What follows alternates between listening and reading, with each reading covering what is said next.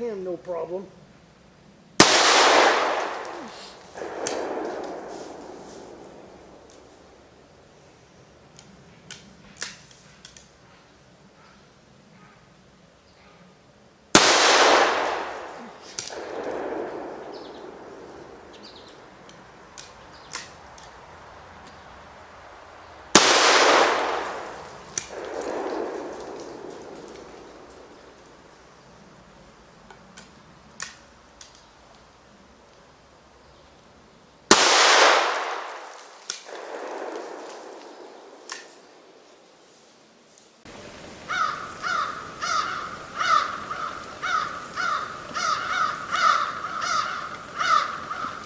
Well, good afternoon. My name's Tom. I come to you from the great state of Maine. Welcome to my reloading room. I'm only up here today because it's raining like cats and dogs outside, so grab yourself a cup of coffee. This video is probably just going to be about life today. Heavy things on the heart. So, but still needed to make you guys a video for tomorrow morning. I enjoy making the videos. I thoroughly enjoy sharing whatever I can share as far as the lifestyle that I have with my family and grandsons and all of that. But being that it's a rainy day, and we went to the shooting range last week. I have the .45 Colt, and I have the .357 Magnum to get cleaned up.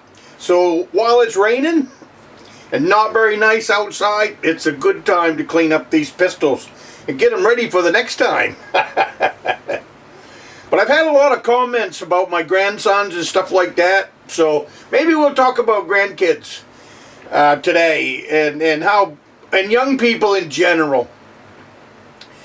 I don't know. I don't think that we can do enough to help nudge some of our young people along in this kind of activities, whether it be shooting or fishing or hunting, any of that stuff. And I know a lot of you, especially the people that watch my channel, I know a lot of you are doing it. So maybe we'll reach out and touch some of them people that aren't. I don't care if it's your great nephew or your great niece, your great niece, you know, or your great nephew, or your grandson, your great grandson. You know, goes down the line. I don't think we can share enough, especially if you're a little older and got a little knowledge, got a little, and you might have a camp, you might have a 22 rifle, and just take them out and show them the basics. I've got 4 grandsons. It's kind of interesting to watch how they learn. I've got one grandson that's very quiet, just kind of pays attention to what's going on around him. I got another grandson that's always got a better way of doing it. Then I've got another grandson that all he wants you to do is show him once. You show him once, show him how to do it, and then he'll figure it out from there.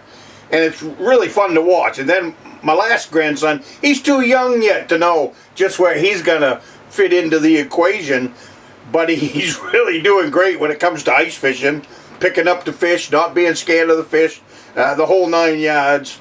So, but, you know, sharing what we know with young people, it has to be a good thing, especially in the crazy times that we find ourselves in now in this country. You know, you don't have to watch the news very long to see that there's some different kind of thinking going on out there than the way it was 50 years ago when I was a kid. So, with that note, it must be time for a coffee. I can tell you 50 years ago, we weren't thinking about the stuff that's going on now.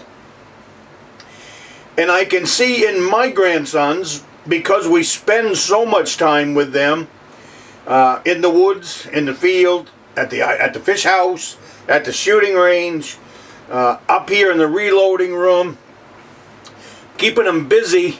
You know, I have my 2 cents that I throw in there with them as much as we can, and that's called Papa Days with each one of them.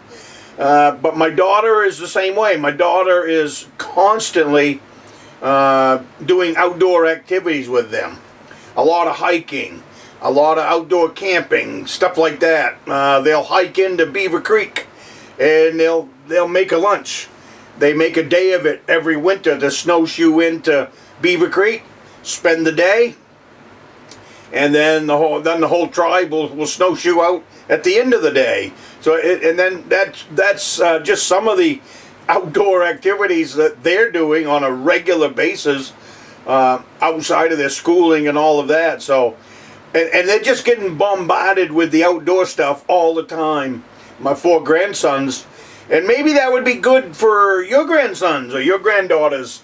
Right early age. If you got some young ones, start them out young. That's what we did.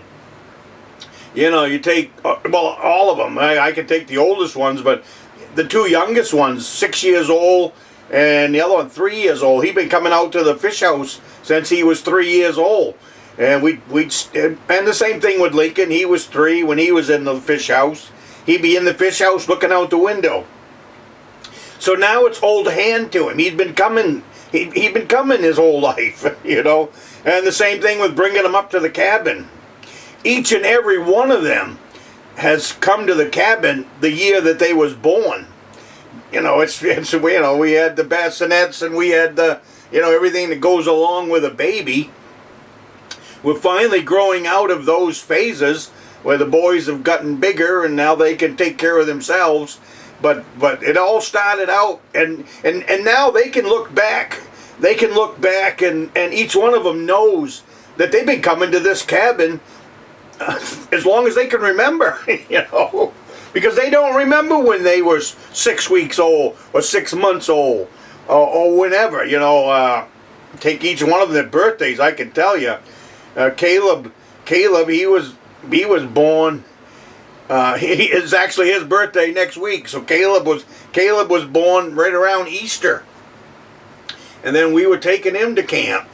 Same thing with the other boys. You know, they just come.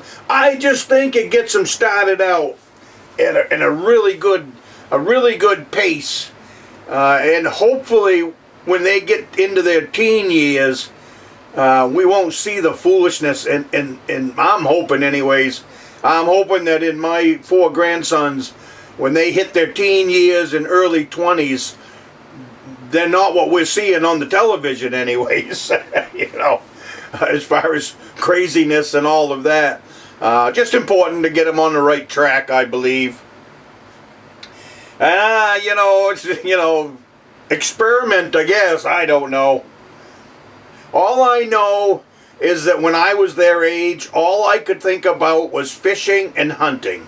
Whether it was ice fishing or whether it was bird season and looking forward to bird season, all of that stuff kept me on the straight and narrow because that's what I looked forward to. And if I can do that with the 4 grandsons, that all that they look forward to until the girl comes around, you know, they get into that. They'll get into that girl stage, and then they'll go all googly eye, and then we'll probably lose them for a few years right there. From what I've been told, we'll see. But we do everything as a family. So I got a feeling that once they do get into the girlfriend stage, the girlfriend will be coming over to see the family and be a part of the family. So, hey. We'll see. We'll see how that ball bounces down the road.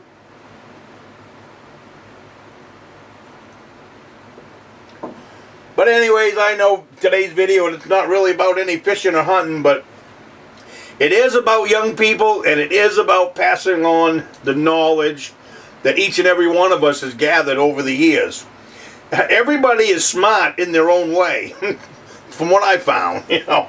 There is a few that fell off the apple track, the apple trailer long before they ever collected any knowledge. But the people that are around me, far and few. They all have a little bit of knowledge that's a little bit smarter than the next guy.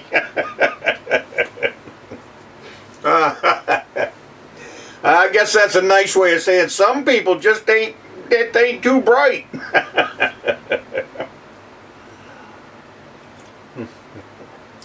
And that's when I have to step in here and say, well, I'm not the sharpest tool in the woodshed either.